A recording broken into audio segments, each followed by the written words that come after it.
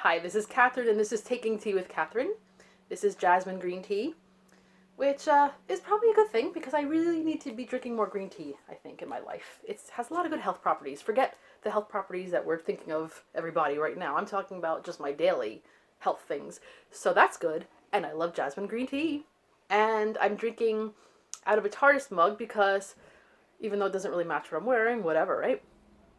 But I think that a lot of people would like to be in a different time and space than they are right now.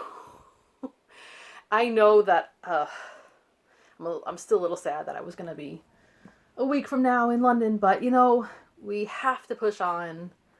So I thought I'd do a mid-month check-in, and this is the middle of March. So I thought I'd show you middle March, which I haven't read in a number of years, but oh, I bought this on my first trip to London. Okay, we're going to keep going back to my little sadnesses. I know I don't have it as bad as some people. Some people had weddings planned for right now, so I have to be a little bit chill. And I am. I really am. I'm in general right now at a calm moment where it's like, what will be will be. Let's just deal with things, which is good because I have the tendency to get anxious. I mean, my hair looks terrible, which I don't usually complain about, but I had a hair appointment I was supposed to do next week. I had saved up for that time period, perfect time, and I don't think I'm going to go, so my hair is going to be straggly for at least a few more weeks. So welcome to my world. That is such a first world problem. So I thought I'd talk about some of the books that I have read or completed, and something that I've been reading, and then a little haul. Oops. I have a little haul. But let's talk about the books that I've completed first. And in the month of March so far. And this is The Bookshop of Yesterdays by Amy Myerson. I had selected it for the March Madness. One of the 5 books that I had selected as a TBR for March Madness because it said on the front, part mystery, part family drama, and I thought, oh, mystery, so I guess it's a mystery, probably not a murder mystery. And there is a sort of thing to solve with clues, but it's not really a mystery. I mean, I wouldn't put this in the mystery genre, but okay, what to say about this book? Obviously, I picked it when I bought it in Barnes & Noble, because it's one of the ones I bought in Barnes & Noble on sale. I bought it because of the books at the front. It's a book about books, and I love that. The whole deal is that this character, Miranda, her uncle, her estranged uncle, dies and leaves her a bookshop and all sorts of clues, like a sort of riddles and scavenger hunt situation. And I already knew that I read a book last year already. The name is escaping me. But I read it last summer where someone's relative that they were estranged from for reasons that they did not know or understand, that they were left this bookshop and they had to sort of save the bookshop. So it's kind of like that too. It's a slightly different story, but it's kind of the same deal in that way. I liked it. I would not say I loved it. It was, when I say a page turner, not like a page turner, but like a, oh, okay, next page. It ran smoothly. So the whole deal that I don't quite understand, first of all, the big secret was something I figured out pretty quickly, and I think a lot of people will. But it begins with this girl, Miranda, she lives in California, I think Los Angeles, and her uncle misses her 12th birthday, and then her mother gets into a fight with her uncle, not like a physical fight, but and then suddenly they don't see each other anymore forever. And I think years later, because I think she's in her late 20s, she now lives in Philadelphia, and Miranda, and she is a teacher. She's a history teacher, and she's just moving in with her boyfriend, etc. It's during summer break, so she's got some time off. She finds out that her uncle died. So she goes, and he sends her some kind of one of his clues that he used to send her. They used to look through things together and do riddles together. So she goes back to California, and then she finds out that the bookshop is left to her. And then she finds out all these clues that are in books, which is kind of fun. Although if one more book that has to do with books mentions Jane Eyre, I'm like, come on. There's a lot of other books out there. I love Jane Eyre, but come on. Actually, I didn't read Jane Eyre, so I can't say I love Jane Eyre, but I like the idea of it. So, yeah, I still have to read Jane Eyre. Some goals shall never be satisfied. But I just didn't understand the tension. Like, her mother and father wouldn't tell her what happened. And again, she used to hang out with her uncle. She used to go to his bookshop and pick out a book all the time. They used to do all kinds of things. And then suddenly, nothing. Suddenly there's nothing. And she moves away, when she's older, and she didn't even know he still lived in the area. Something was wrong with this, because she was a history teacher. And I know the excuse was that, well, she was, in her teenage years, you kind of forget those things. You don't forget those things. You may put it aside for a little bit, but you had a relationship with your uncle and suddenly you don't, and your whole career has to do with history and learning about your past, and that's it. So, and then, so she goes, she spends time back home, and she's uncovering all these little things that she didn't know and secrets, whatever, meanwhile trying to save the bookshop with all the people who work there that are kind of stock characters, honestly. The characters are very typical, like what you expect, sort of. And she's a little bit, Miranda, I don't know how to explain it. She's not unlikable, but she's not as likable as I think the author wants you to think she is. She's not necessarily nice to her mom, even though, yes, her mom did keep a big secret from her, but still, it's just, there's something about her attitude that I wasn't quite happy with. Now, I sound very negative. It was not a bad book. It was actually enjoyable to read, and if you like reading books about books or books that take place a lot in bookshops, I would say this is a good read. Not my favorite read of the year, definitely, but yeah, I'd recommend it. I just don't overwhelmingly recommend it, if that makes sense. This is, I think, a debut novel, and I think Amy Meyerson has another novel out. I don't know if I'm going to check it out. We'll see. And I finished this one, Anne of Avonlea. This is even older than that Middlemarch book. I did like Anne of Avonlea. I don't like it as much as Anne of Green Gables, and I started Anne of the Island. I think I will like Anne of the Island more, but I'm still not far enough yet to determine whether that's true. Because, again, I've read all these books, but it was 30 years ago, so you forget things. I forgot so many characters that were in here, so many what happened, that it was kind of new to me. I liked it, and once in a while it would settle into the Anne of Green Gables imagination mode, which was fun. The beauty of the island, Prince Edward Island, and so that made it good enough. I give it 4 stars out of 5. I still recommend it, yes. I don't think I have to say any more about that, because I think I've said enough about Anne of Avonlea. And I finished... I'm just touching my face because... I gotta touch my face! I never stop. The Worst Street in London by Fiona Rule. I found this in Book Off recently, and I said, it'd be fun to read about something like that before I go to London.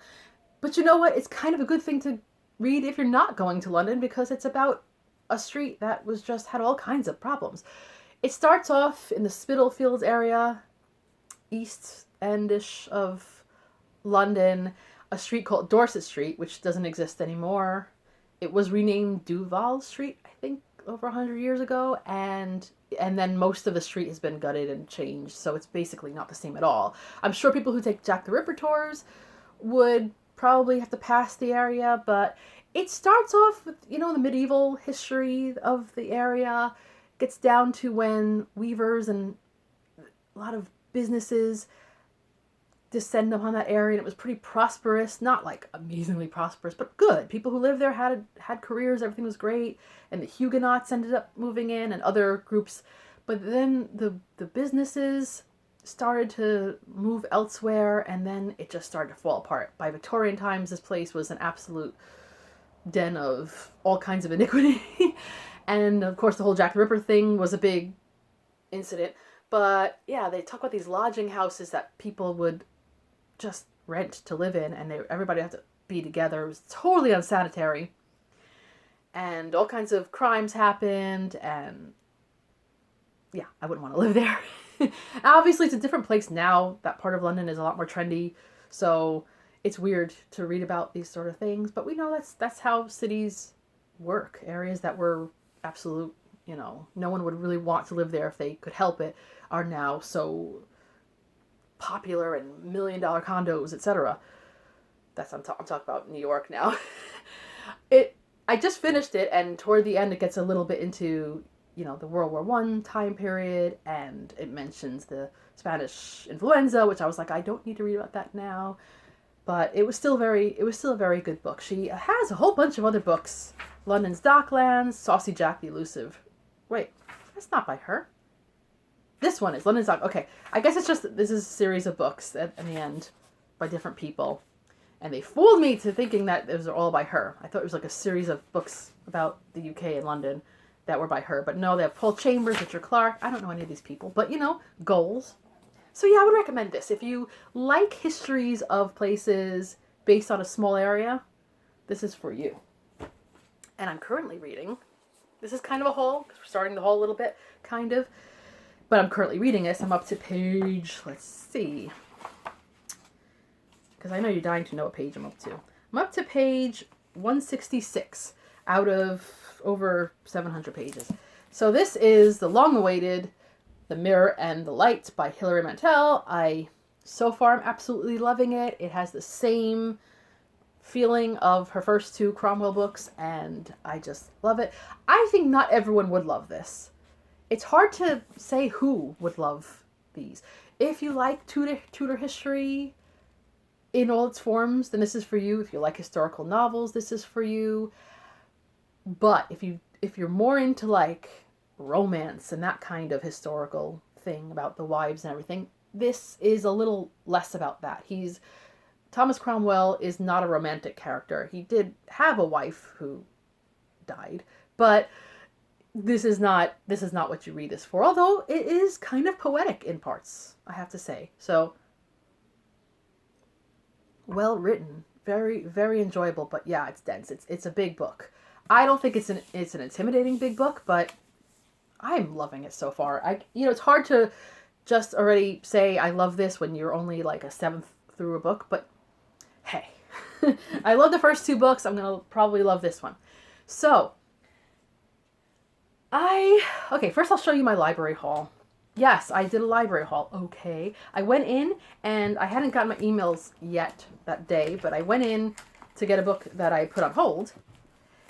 That was Bryant and May, The Lonely Hour, which for some reason I didn't realize came out last year. My lovely Peculiar Crimes Unit had a new book, and I never even heard about it. What is wrong with me? So, yeah, here we go. Christopher Fowler. I absolutely love these books. I keep saying I absolutely love these books, but you know what? I do. I love them. They probably are going to be taking place in London. I refuse to get depressed about that. I'm just going to enjoy it. It's March Mystery Madness. I'm going to just love it. I hope. So, yeah, and I still have White Carter, which is part of my TBR for the March Mystery Madness by the same series, but maybe I'll just wait for that one. I don't know. You're allowed to switch things up if things...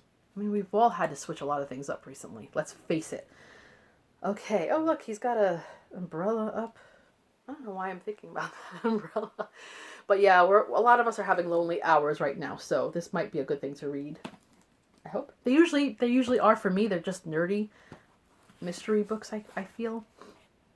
All right, and I found this. Okay, so I was in the library, and I went to check out my books. I only got 3 books out of the library, and which is still too much for me because I have enough books to read, and I'm hauling more. But I don't know. I thought, the next couple of weeks I might be home more. I'm still supposed to work this week, by the way, And next week I have my staycation, so I wasn't going to work anyway, but I still have to go to work this week so far. So I can't plan a whole bunch of reading for this week. But next week I hope to do up the TBR for my week off. I really do. Even if someone comes up with a cure for this virus and suddenly, miraculously, everybody is cured, I still don't think that I'm going to be able to take any trips next week, so I'll just be home reading books. I wish I could go out to tea too, but you know what? I somehow doubt that's going to happen. I found this book, and I mentioned my last video how I don't see Georgette Heyer, books very much in the library or in bookshops. It's not as accessible as I'd like it to be. So when I saw this, I said, it's a country house mystery. I could give it a shot. Whether I like it or not, I don't know. It's supposed to be like not like one of those, is it a ghost, but probably not, so better not be, because I'm really not in the mood for ghost stories. I don't think it is. I think it's just a mystery, because from what I read about it. So that's what it's about. There's a house that they're all living in for a holiday, but there's a murder victim discovered, and they're like, dun dun dun dun dun. I don't know. So we'll see. We'll see if I like this one. I think I will. I love the design. I'm not really into this color pink, but I just love the design. I just thought of a place in London that had that color pink. This is going to be a feature for a while. Every time something reminds me of something in London, I'm just going to have a moment. Just please deal with it. Thank you. Bear with me. We're all dealing with stuff right now. We all have to look after each other. And this is, I wasn't going to go to Scotland for this trip, so I don't feel so nostalgic about it. This is the Peppermint Tea Chronicles, a 44 Scotland Street novel. I have read a lot in these series. I don't know how far I'm going to get in this one, because I don't even know if I read the previous one, but it looked like a fun, uplifting book to read. These used to be put in the, funny enough, in the mystery section. They're not mysteries, but he started off writing these, he's still writing them, these number one ladies detective agency Botswana mysteries. What was her name? I don't know why I'm thinking Precious. It can't be, right? Okay. We're not going to... You guys who read it already know about it. But, so subsequent books were always put in mystery. And most of his novels are not. They're just everyday stories, quirky characters, etc. Maybe I'm in the mood for this. I don't know. I saw it and I thought, I'll pick it up. Yeah. Wait, did I even get to the point where I found out that they're going to close the library for 2 weeks, and people are going to think that I was hoarding books because of that. No, I already have enough books to read. But still. I did my version of panic buying. Did I buy things? Did I buy toilet paper? I have the normal amount at home. But, so I have enough for a little bit, but I didn't panic buy that. I bought a number of things at home that, groceries and stuff, just to be safe, more than I normally would, just on a normal week, because just in case. But I don't think I ran nuts. I just got things that would keep for a while. And my cupboards are full, but they're not overflowing. They're just full. Unless you count the cat food. That is kind of overflowing right now. But, my cats. So here are some books that I bought on whims in Book Off. Because the last couple weeks I did go to Book Off a number of times, and I went recently too, and I just thought, you know what? Who knows how much longer I could just keep doing this. And I, did all the disinfecting, but this is, I don't know if I'm even going to like this book. It was $1. I was surprised because this book, wait a moment, came out in 2019, so it's very new. Lampedusa, a novel by Stephen Price. And it seems that it's about the actual writer, Lampedusa, who wrote The Leopard. Sorry, I paused that for a moment because I doubted myself, which I shouldn't, because I love the book The Leopard. And so it's kind of like a novel about him, so hopefully it'll be good. I really hope so. Lampedusa. This is, I've never read Bernard Cornwell. I keep hearing him mentioned, so I thought, okay, this is The Winter King, a novel of Arthur. So if I'm in a King Arthur mood, this could be good. It's $1, I found a Jean Plady book. I have some Jean Plady books, and I'm pretty sure I read this book in another form. So this is the first of her Tudor series. To Hold the Crown, the story of King Henry VII and Elizabeth of York. I feel like I've read about them already in Jane Plady's books. There was a book called Uneasy Lies the Head, and I'm pretty sure that was about Henry VII. So, you know? So it might just have been renamed. I think that's happened a couple of times for Jane Plady, but I thought, hey, if I'm in the mood for Jane Plady, here we go. Found an Anthony Trollope. This little series, I'm not sure how I feel about them because they're numbered and it feels like you have to collect them all. I don't feel like I have to collect them all, to be honest, but I think it's the same exact picture in each one, so it confuses me. Sir Harry Hotspur of Humblethwaite? Yeah. But anyway, on the death of his only son, the wealthy baronet Sir Harry Hotspur, I love it, had determined to give property to his daughter Emily. She's vigorous, beautiful, and strong-willed, high-principled as her father. So when she falls in love with George Hotspur, heir to the title and black sheep of the family, oh yeah, that kind of thing. This could be good. I love Anthony Trollope, so it probably will be good. I saw this book in California, and my friend ended up buying it in Verbatim Books, great bookshop in San Diego. But I didn't buy it at the time because I already bought so many books, and I thought I probably could wait. But I saw this in Book Off for $1. Bill Bryson, One Summer, America, 1927. So let's see if I could finish this before 2027. That used to seem like a really far off time, but not anymore. Because 7 years ago from now was what, 2013? And I'm still thinking about the books that I read then. I'm still referring to them, so yeah. And I like reading with the 20s lately. I had recently purchased this book from the Strand, the Cities, and so I saw this, and again, it's $1. So this is the Landmark Thucydides, a comprehensive guide to the Peloponnesian War. It's a bit textbooky, but I don't know how good it is. It had someone's name on here, Tank. So thank you very much, and it has someone's bit of study notes and underlinings in here, but not overwhelmingly so. I thought, if I'm in a scholarly mood, this could be a great one. This is a lot of books, isn't it? Okay, I have had this one in my cart at Book Outlet, which I just don't want to buy from Book Outlet. No offense to Book Outlet, but I'm like,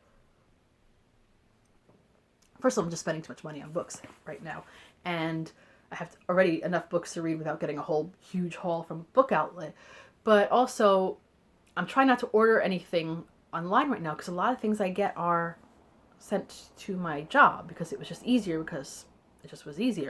And I don't know how things are going in the next few weeks, who's going to be home and who's going to be at work. So I'm just not ordering a lot of things online right now, if I could help it. I guess if I ordered a big enough one from Book Outlet, I could have ordered it from my house because people don't usually make off with heavy things like Chewy.com, the pet thing. I have a lot of cat litter, by the way.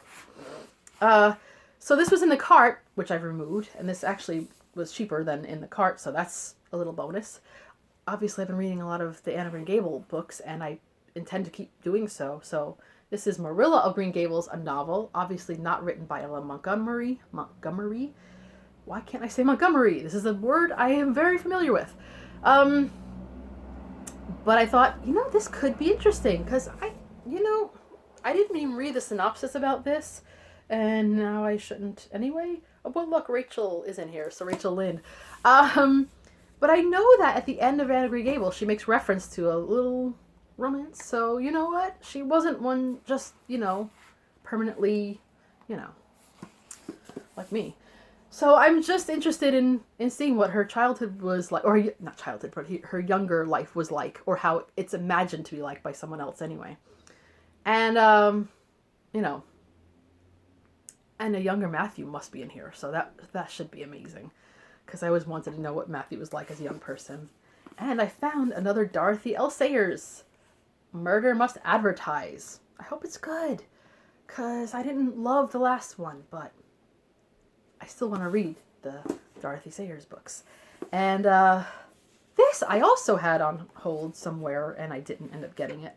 So this just looks, I love books with birds, and cats and all kinds of like foxes and stuff. So anything that has like something that is slightly historical or biographical and an animal is always up my alley. So this is Mozart Starling by Leanda Lynn Haupt. Wow. Author of Crow Planet and the Urban Bestiary. Oh, look, she's got a bird on her head. That's fantastic. Look at that. She has a bird on her head. That is a new definition to the word bird-brained. No, I'm just kidding. With Carmen, the bird's name is Carmen. Is that a starling? Looks like it. I see the star. This is a really long video. Sorry, guys, but we need to, you know what? We're all indoors watching stuff, right? Okay. So this is just what it says. This is Mozart had a pet starling. And look at the book. It's gorgeous. And look how beautiful it is inside, and it's cheerful. I hope it's cheerful. So this is a nice little package. I'm just going to enjoy it so much. So I've been wanting that book for a while. So when I saw that book off, I was like, woo, yeah. So, okay, I am surrounded by books, and my cat is leaning on me right now. So it's a good life.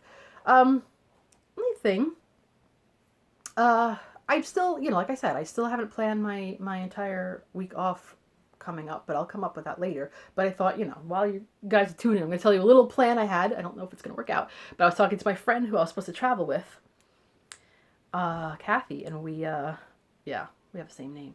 And she lives in California, so I don't get to see her very often. So that's a big disappointment too. It's not just, I couldn't go to London. It's like I can't see my friend for a while. But we live. But we were talking about our last trip, and we were saying, we could try to do this next week if we can get our time zones lined up. Our last trip, we went to Neal's Yard Dairy, which is a fantastic cheese place. And we got all kinds of little cheeses that were amazing. And then we got a bottle of wine.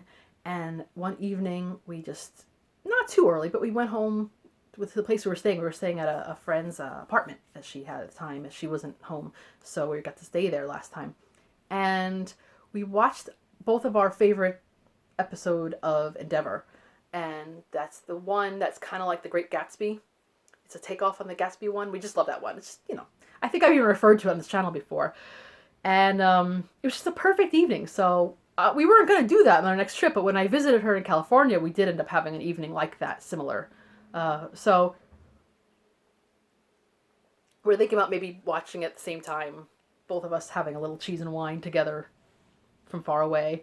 So I thought that was a little fun plan. So let me know, you guys, what you plan to be reading anytime soon. Any recent hauls? Any indoor things that you're doing instead of all the outdoor plans that you've had that have been changed, perhaps? Most of us like being indoors, but I have to say, coming on spring and the good weather, even if I hadn't had a London trip coming up, I don't like the thought of always being indoors. I mean, I'm not enforced. It's not enforced yet for me. It's encouraged, you know what I mean? To stay in if possible and to stay away from people. And I like that to a point, but, So this is why I don't mind being, this probably is my longest video, but you know what? You guys can fast forward if you want. So I'm not worried. And again, a lot of us are home. We have more time, a lot of us, to watch BookTube. So I think it's kind of good. I think it's kind of good to have as much content as possible for those of us who are frustrated and just want to talk about books and stuff. So I'll try not to whine as we go along. I have a mystery book I'm reading, and that Worst Street in London was kind of history book, so I probably won't do a tea and history this month, but maybe I'll fit in a tea and mystery. We shall see. Anyway, I hope you've enjoyed this discussion. Slightly whiny, but not too much, right? This has been Catherine at Taking Tea with Catherine, and Freddie down below. Hope you've had a lovely tea-filled, whatever-filled day. Bye.